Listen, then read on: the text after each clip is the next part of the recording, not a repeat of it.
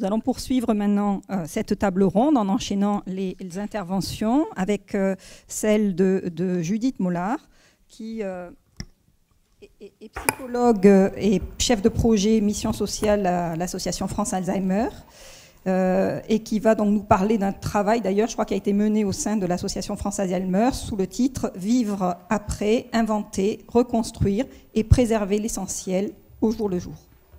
Merci Perrine, bonjour à toutes, à tous.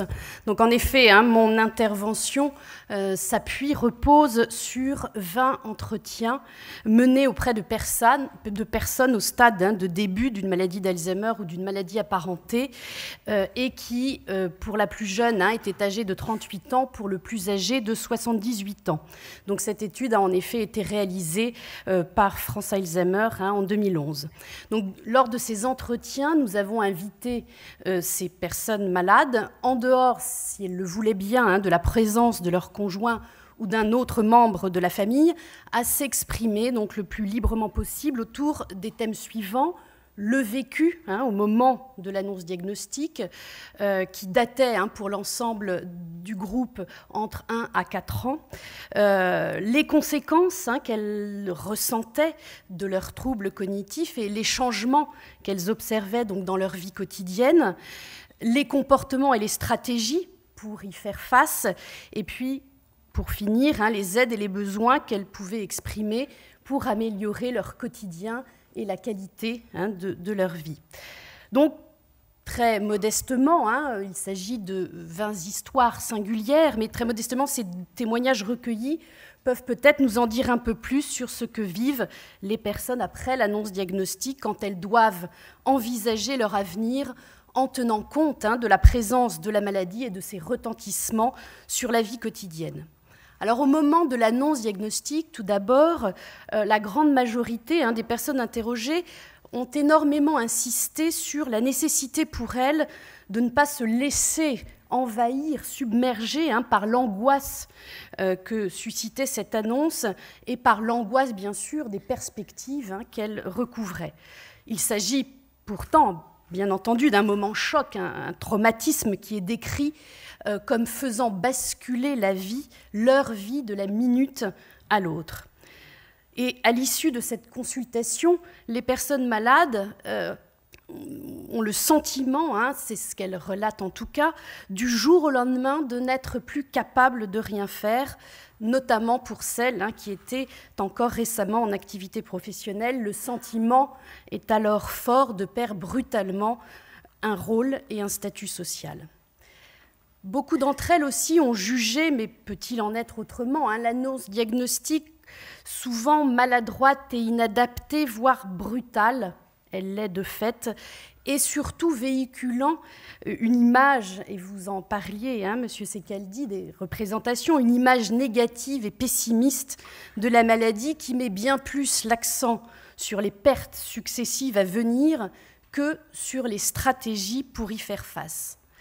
Alors, selon certains auteurs, un traumatisme comme celui-ci se crée suivant 2 phases. La première est la blessure située dans le réel et provoquant douleur et émulation, mais la seconde est la naissance du trauma lui-même créé par la représentation du réel. Et la souffrance existe, mais c'est ce que l'environnement renvoie qui crée le trauma. Et en effet, peut-être les personnes malades, quand elles reviennent sur ce moment du diagnostic, évoquent bien plus la souffrance ressentie face au discours qui leur est tenu ou qu'elles entendent comme tel, « vous ne pouvez plus rien faire », que par l'annonce elle-même vis-à-vis de laquelle elles ont, pour la plupart, un discours fataliste. Alors ce temps du diagnostic, s'il permet enfin de mettre un nom sur les symptômes perçus depuis parfois plusieurs années, il est suivi pour la plupart d'un temps de grand désarroi qui entraîne parfois des pensées suicidaires. Cependant, les personnes interrogées évoquent ensuite la nécessité de faire face, et vivre au jour le jour est un principe de base énoncé par la majorité. Chacune, on va le voir, de façon singulière, va résister à l'adversité en mettant en place des mécanismes de défense et des comportements qui lui seront bénéfiques pour survivre au traumatisme subi. Pour certaines, il s'agit de mettre en place une attitude combative, pour d'autres, il s'agit d'une attitude plus passive de retrait. En tout cas, elles essaient de relativiser la situation en expliquant qu'il existe des situations encore plus difficiles à vivre selon elles. Elles déclarent qu'il faut maintenant faire avec, en vivant leur vie au jour le jour, pour faire face à l'incertitude de l'évolution de la maladie et de ce qu'elles seront encore capables de faire demain. Cette vie au jour le jour leur permet de vivre de manière moins anxiogène la situation, en évitant de se projeter et en redonnant tout son sens à l'instant présent. Je cite, « Maintenant on vit au jour le jour, on prend les choses comme ça vient. De toute façon, il n'y a que comme cela qu'on peut vivre. Sinon, si on pense déjà à l'avenir, elle ne sera pas belle la fin. Alors autant en profiter maintenant, il faut être fataliste. De toute façon, on ne peut rien changer. Ou alors, l'avenir, je ne préfère ne pas y penser, je ne sais pas où cela va m'amener. Cela ne me dit rien d'avoir des idées moroses et de commencer à me poser des questions sur l'avenir. » Alors, on peut s'interroger et se poser la question, quand nous encourageons pour leur bien les personnes et leurs familles à anticiper l'avenir, prévoir l'évolution de la maladie et son incidence sur l'autonomie, penser aux mesures de protection, à l'entrée en établissement, au retrait des clés de la voiture, à la procuration sur le compte bancaire, même si ces éléments de réalité doivent être évoqués et anticipés, il est important de ne pas axer notre accompagnement uniquement sur ces aspects préventifs des pertes à venir et plutôt choisir le moment opportun où cela pourra être évoqué. Les personnes malades, lors de ces entretiens, réclamaient surtout qu'on les aide à maintenir une image de soi valorisée en leur permettant de réinvestir des activités qui font moins appel à leurs compétences cognitives qu'à leurs compétences perceptives, affectives et émotionnelles. Ensuite, sur la question des stratégies, comment au quotidien faire face, on va voir à travers ces entretiens 3 stratégies qui émergent autour de 3 axes essentiels. Le premier est de rester actif, de maintenir et développer des centres d'intérêt et d'initier de nouveaux projets. La grande majorité des personnes malades a exprimé l'importance de mettre en place de nouvelles activités afin d'occuper le vide laissé par la réduction progressive de leurs occupations habituelles. L'important pour tous est de trouver de quoi s'occuper qui soit adapté à leur envie et à leur personnalité et qui ne leur soit pas imposé par l'extérieur. Ensuite, un autre axe important dans ce faire face au quotidien, c'était de pouvoir agir sur l'évolution des troubles et compenser les difficultés. Travailler sa mémoire, suivre des séances d'orthophonie, trouver des outils qui compensent les difficultés, agenda, calendrier. Plus de la moitié des personnes interrogées déclaraient travailler quotidiennement leur mémoire, par exemple, en écrivant chaque soir les détails de leur journée. Il est important et nécessaire pour elles de pouvoir essayer d'agir, de ralentir quelque chose de l'évolution de la maladie en utilisant, bien sûr, les moyens dont elles disposent. Je cite, « Quand, par exemple, j'ai besoin de faire les choses, je prends ma voiture et je vais faire les choses, même si ça me coûte 10 fois plus qu'avant. Mais j'ai besoin de ça, parce que c'est comme si c'était des exercices pour moi et comme si c'était des challenges.